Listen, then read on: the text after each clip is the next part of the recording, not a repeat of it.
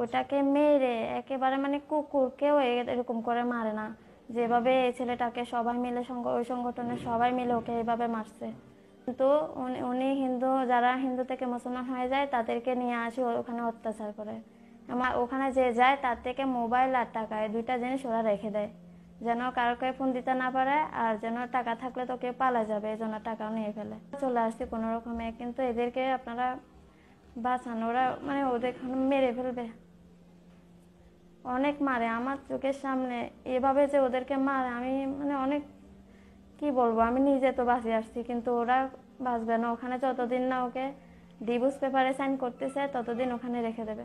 তারপর ওখানে ওই মেয়েগুলাকে যখন মারছে তখন ওই মেয়েগুলাকে হুমকি দিছে যে ওরা যদি ওই পেপারগুলোতে সাইন না করে তাহলে ওদেরকে আরও মারা হবে, এবং জঙ্গল, ওখানে তো পার্বত্য জেলা, ওখানে অনেক জঙ্গল আছে, জঙ্গলের মধ্যে নিয়ে গিয়ে নির্যাতন করে ওখানে মেরে ফেলা হবে। ওরা এরকম হুমকি দেয়।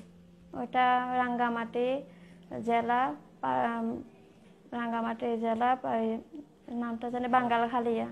হ্যাঁ হ্যাঁ হ্যাঁ, সনাতন ঋষি আশ্রম ওইটাতে। সনাতন ঋষি আশ্রম। হ্যাঁ হ্যাঁ, তো ওখানে আপনাকে 1.5 মাস আটকে রাখছে? হ্যাঁ 1.5 মাস আটকে রাখছে। এই 1.5 মাসে কি আপনাকে বের হতে দেয়নি? না, এখানে যে ঢুকে কখনো সে বের হতে পারে না।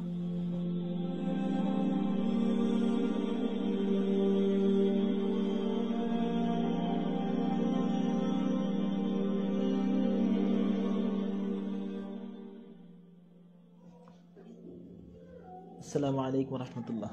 ওয়ালাইকুম আসসালাম রহমতুল্লাহ বারাকাতুহু। আপনার নাম কি? জান্নাতুল ফেরদাউস জান্নাত। আপনার বাড়ি কোথায়? চট্টগ্রাম, আমাদের বাড়ি ফটিকছড়িতে। চট্টগ্রাম ফটিকছড়ি। আপনি ইসলাম গ্রহণ করছেন কবে? আমি ইসলাম গ্রহণ করছি 15 সালে। 2015-তে? জি। তো আপনি কি বিয়ে করেছেন? হ্যাঁ, আমি বিবাহিতা। আচ্ছা, ইসলাম গ্রহণ করার পরে বিয়ে করছেন না? জি। আপনার স্বামীর নাম কি? মোহাম্মদ ওবায়দুল্লাহ। মোহাম্মদ ওবায়দুল্লাহ। জি। আপনার স্বামীর বাড়ি কোথায়? মাইজদির আগে রমজান বিবি। নোয়াখালী মাইজদি? হ্যাঁ। নোয়াখালী জেলা মাইজদির আগে রমজান বিবি। রমজান বিবি থেকে কোন দিকে? মুজাহিদপুর। মুজাহিদপুর। আপনার স্বামীর বাবার নাম বলতে পারবেন? হ্যাঁ, নূর আলম। নূর আলম। জি। আপনার স্বামী এখন কোথায়? আমার স্বামী এখন মারা গেছে, উনি কিছুদিন আগে উনি মারা গেছে। ও আচ্ছা আচ্ছা। আপনি এতদিন কোথায় ছিলেন? আমি এতদিন চট্টগ্রামে ছিলাম। চট্টগ্রামে কার কাছে গিয়েছিলেন? ওখানে আমার একটা ভাই ছিল, আমাদের আপন কেউ না, এমনিতে আমি ওকে ভাই ডাকছিলাম। তো ওর মাধ্যমে আমি ওখানে যাই, যাওয়ার পর ওখানে আমার চাকরি বাকরি, ও আমাকে সব ধরায় দেয়। তো আমি এর মাধ্যমে চাকরি বাকরি করছিলাম। তো ওখানে একটা বাসায় আমাকে রাখছিল, ও একটা বাসা ঠিক করে দিছিল। তাও ওই বাসার মালিক হচ্ছে হিন্দু মহিলা। তো ওই বাসায় থেকে আমি চাকরি বাকরি করছি, আর আমার ছেলেকে ওরা দেখতো। ওই লোকটা কি মুসলমান? না, যাকে আপনি ওই ভাই বানিয়ে লোকটা নিয়েছেন? হিন্দু। ওকে আপনি কেন ভাই বানিয়েছেন? কারণ ও আমাকে প্রথমে বলছিল ও মুসলমান। ও আপনাকে মুসলমান পরিচয় দিয়েছে না? জি। আর উনি একটা মুসলমান মেয়েকে হিন্দু করে উনি বিয়ে করছে। এটা কি পরে জানছেন নাকি? হ্যাঁ, এটা আমি পরে জানছি, উনি আমাকে বলে নাই আগে। তারপর আমি আসলে ওখানে চাকরিতে যাওয়ার, আমার স্বামী যখন আরেকটা বিয়ে করে তখন আমি চাকরিতে চলে যাই। আমি এখানে আমার শ্বশুর বাড়ি থেকেও আমি আমার ছেলে ছোটটাকে নিয়ে আমি ওখানে চলে যাই। তা বড়টাকে আমি আমার শাশুড়ির কাছে রেখে যাই। ওরাও আমাকে অনেক অত্যাচার করছে। তারপর আমি কি করছি, ওখানে চলে যাওয়ার পরে ওখানে চাকরি বাকরি নিয়ে আর কি, তারপরে এরা আমাকে হিন্দু হওয়ার জন্য অনেক চাপ দেয়। তারপর আমি আমার ভাই, হ্যাঁ, যার যে মহিলাটার কাছে আমাকে রাখছে, ও মহিলাটা হিন্দু, ওই মহিলাটাও আমাকে অনেক হিন্দু হওয়ার জন্য চাপ দেয় এবং আমাকে বিয়ে করার জন্য অনেক চাপ দিছে। তো আমি তো চাই না আমি হিন্দু হই আবার। তারপর ওরা শুধু ধমক দেয়, আমার ছেলেকে ওরা লুকাই ফেলবে, আমার ছেলেকে ওরা, আমি যখন চাকরিতে চলে যাই ওরা ওখান থেকে অন্য কোথাও সরা ফেলবে, এগুলো আমাকে হুমকি দেয়। এই আর কি। তারপর পরে আমি ওখান থেকে বাসা চেঞ্জ করে, আর যেখানে আমি জব করি ওখানে পাশে বাসা নেই। বাসা নেওয়ার পরে তখন ওরা আমাকে, আমি বাসা নিয়েছি 3 দিন হয়েছে মাত্র, ওখানে গেছি। আমার ছেলেকে আমি মাদ্রাসায় ভর্তি করাইছি ওখানে। তারপর ওখানে ওই আমার যাকে আমি ভাই ডাকছি, সে খোঁজ খবর পাইছে আমি কোথায় আছি, কোথায় থাকি। তারপর সে ওখানে যায় আমাকে ওখান থেকে জোর জবরদস্তি নিয়ে আসে ও মহিলাটার বাসায়, যে মহিলাটার বাসায় আমি আগে ছিলাম, যেখানে থেকে মানে চাকরি বাকরি ধরছি ওখানে। তারপর ও মহিলাটা সহ আমাকে আর আমার ছেলেকে ওই কোথায় ওখানে পাঠায় দেয়, যেখানে সনাতন ঋষি আশ্রম, যে আশ্রমের কথা বলছিলাম, ওই আশ্রমে আমাকে আর আমার ছেলেকে জোর করে ওখানে পাঠায় দেয়। কি বলে পাঠাইছে ওরা? ওরা বলছে যে আমাকে আমার বাড়িতে নিয়ে যাবে, ওখানে আমার মা বেশি অসুস্থ, এবং আমার ছেলেকেও এর আগেও একবার নিয়ে চলে গেছিল, বুঝছেন না? এখন আমি আপনার ছেলেকে আগে কোথায় নিয়েছিল?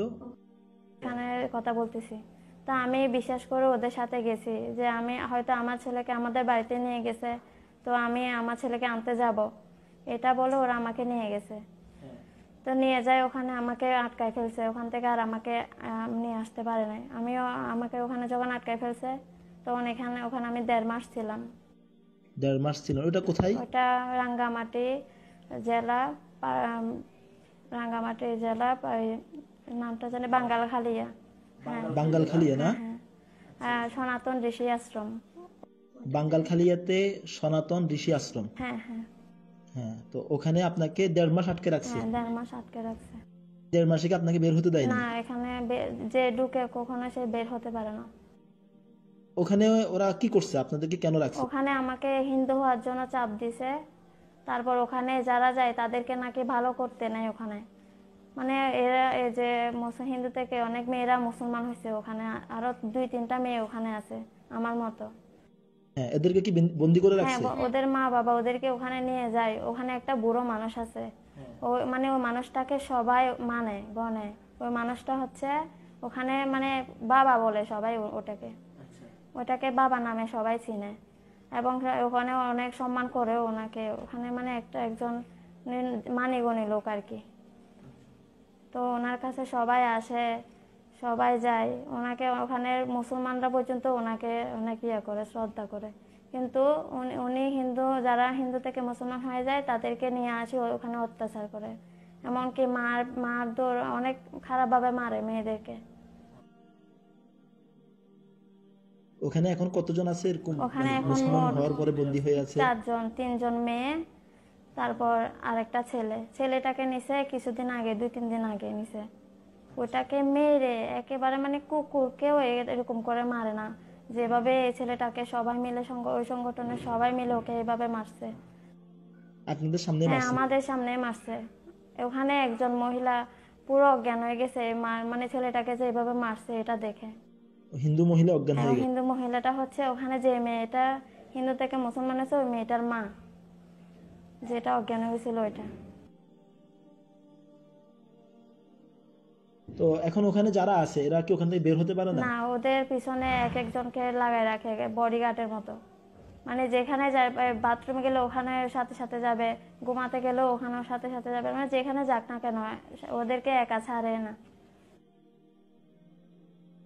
ওখানে যে এদেরকে যে নিয়ে গেছে, এদের বাবা মা বা আত্মীয় স্বজন যারা আছে এরাই ওখানে দিয়ে আসছে না? হ্যাঁ, এরা দিয়ে আসছে, ওদেরকে ঘুমের ওষুধ খাওয়ায়, অনেক ঘুমের মানে 4 দিন ধরে ঘুমের ওষুধ খাওয়াই ওখানে দিয়ে আসছে। দিয়ে আসার পর থেকে ওরা যখন চলে আসার জন্য মানে হইচই করছে, ওদেরকে ধরে অনেক মারা মারছে, মানে 1-2বার না, অনেকবার মারছে এদেরকে। আপনি কিভাবে বের হয়ে আসছেন? আমি ওখান থেকে অনেক দিন ধরে আমরা প্ল্যান করতেছি, আমরা 4 জন একসাথে বের হব। তারপর যে আমাকে করছে, মানে যে আমাকে ওখানে রাখিয়ে আসছে, সে একদিন ওখানে যাওয়ার পরে আমি ওকে অনেক হাতে পায়ে ধরছি আমাকে ওখান থেকে নিয়ে আসার জন্য। ও আমাকে নিয়ে আসে নাই, ও চলে আসছে, আমাকে দেখে ও চলে আসছে। তারপর আমি কি করছি, ওই যেদিন ও চলে আসছে ওই দিন রাতে আমি পালাই গেছি ওখান থেকে। তারপর আমার হাতে কোনো ওখানে যে যায় তার থেকে মোবাইল আর টাকা, এই 2টা জিনিস ওরা রেখে দেয়, যেন কাউকে ফোন দিতে না পারে, আর যেন টাকা থাকলে তো কেউ পালা যাবে, এই জন্য টাকাও নিয়ে ফেলে। তারপর ওখানে একটা মেয়ে, 2টা থেকে একটা মেয়ের কাছে 1000 টাকা ছিল। তারপর 1000 টাকা আমাকে দিছে, দেওয়ার পরে আমি রাতে 3টা বাজে আমি ওখান থেকে পালাই যাই আমার ছেলেকে নিয়ে। কবে বের হয়েছেন ওখান থেকে? পরশুদিন বের হয়েছে। গত পরশু। আজকে হলো সোমবার, 9 তারিখ, জানুয়ারির 9 হ্যাঁ তারিখ শনিবারে। 2023। আপনি বের হয়েছেন শনিবারে। জি।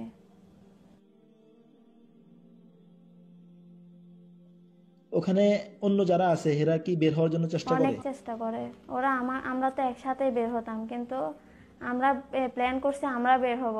এর মধ্যে ওই যে ছেলেটা মুসলমান হয়েছে 3 বছর, ওর ছেলেটার মুসলমান হওয়ার বয়স। এখন তাকে তার বাবা শ্রাদ্ধ বলে তাকে বাড়িতে ওর বড় ভাইয়ের নিয়ে যায়। নিয়ে যাওয়ার পরে তারা জোর করে ওই ছেলেটাকে ওই ঋষি আশ্রমে রাখতে চায়। রাখার পরে তাকে তো অনেক মারধর করছে। তারপর পরের দিন পালায় চলে গেছে, মানে আগের দিন একে মারধর করছে, ওখান থেকে পরের দিন পালায় চলে গেছে রাতে।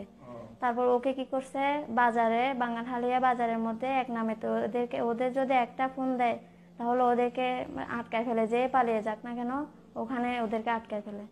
তারপর ওর কাছে টাকা ছিল না বিদায় ও পালাতে পারে নাই। ও রাতে 3টা বাজে ওকে নিয়ে ধরে আবার নিয়ে চলে আসছে আশ্রমে। আশ্রমে ছেলে কতগুলা থাকে ত্রিপুরা, ওদেরকে দিয়ে আবার রাতে 3টা বাজে ওই ছেলেটাকে আবার ধরে নিয়ে চলে আসছে। কিন্তু এগুলা তারপর ওকে এমন আবার মারছে, মানে শুধু নিঃশ্বাসটা বা আছে, মরা না হলে সে মরে যাইতো। তারপরে সে বলতেছে আমি ইসলাম ছাড়বো না, আমি হিন্দু কখনো হব না। সে তারপরও করে না। এখন এরা তো মেয়ে, আমি তো বা চলে আসছি কোনো রকমে, কিন্তু এদেরকে আপনারা বাঁচান, ওরা মানে ওদের মেরে ফেলবে। অনেক মারে আমার চোখের সামনে, এভাবে যে ওদেরকে মারে আমি মানে অনেক কি বলবো, আমি নিজে তো বাঁচে আসছি, কিন্তু ওরা বাঁচবে না। ওখানে যতদিন না ওকে ডিভোর্স পেপারে সাইন করতেছে ততদিন ওখানে রেখে দেবে এবং অত্যাচার করবে।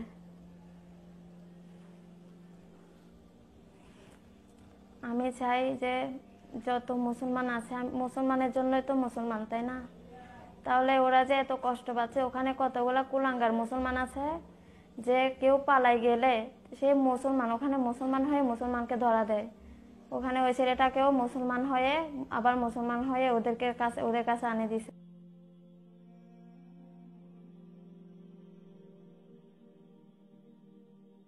হ্যাঁ মুসলমান পরিচয় দিয়েছে আমাকে, হ্যাঁ এভাবেই করে। তো আমার একটা অনুরোধ যে এরকম কোনো কাউকে যে ইচ্ছাতে মুসলমান হয়েছে তাকে কেন এভাবে নির্যাতন করে, যার যে মন থেকে মুসলমান হয়েছে তাকে কিভাবে এরকম নির্যাতন করে কি ইয়াতে ফিরে আনতে পারে? জীবনও পারে না। যেমন আমার সাথে অনেক কিছু হয়েছে আমার জীবনে, আমি অনেক শাস্তি পাইছি, অনেক কিছু হয়েছে আমার সাথে। আমার স্বামী, আমার শ্বশুর বাড়ির লোকেরা আমাকে অনেক কষ্ট দিছে, তারপর আমি ইসলাম ছাড়ি নাই। আমি তারপরও আমাকে অনেক লোক দেখাইছে, আমার মা বাবা আমার সবাই, তারপর আমি ইসলাম ছেড়ে যাই নাই এবং যাবও না। আমি যেন ইমান নিয়ে মরতে পারি। সবার থেকে শুধু এতটুকুই আমার চাওয়া যে মেয়েগুলাকে একটু ওখান থেকে নিয়ে আসা হোক। আর হ্যাঁ, ওখানে যে মেয়েগুলা আছে ওই মেয়েগুলাকে 12 তারিখের মধ্যে ওদেরকে নিয়ে আসতে হবে। কারণ ওখানে 12 তারিখের মধ্যে যদি ওদেরকে না আনে তাহলে ওদের অনেক বড় ক্ষতি হয়ে যেতে পারে। যেমন ওদের ওখানে যে মেয়েগুলোর সাথে যে ছেলেটার বিয়ে হয়েছে ওদের ডিভোর্স পেপারে সাইন করানো হবে। ওর বাবা ওর ডিভোর্স পেপার নিয়ে ওখানে যাবে, যাওয়ার পর ওখানে সাইন যদি করে তাহলে অনেক বড় ক্ষতি হয়ে যাবে। ছেলেরও ক্ষতি হবে, মেয়েরও ক্ষতি হবে। এবং আমি ওখানে আরেকটা কাগজ নিয়ে গেছে যেটাতে লেখা আছে যে ওরা নিজের ইচ্ছাতে মুসলমান হয়নি, ওদেরকে জোর করে মুসলমান করা হয়েছে। এটা ওখানে লেখা আছে যে মেয়েটা বলতেছে আমি তো ইচ্ছাকৃতভাবে আমি মুসলমান হয়েছি, এখন এরা আমাকে জোর জবরদস্তি সাইন করানো হচ্ছে। মেয়েটা এটাই বলছে ওখানে আমার সামনে, আমিও ছিলাম তখন।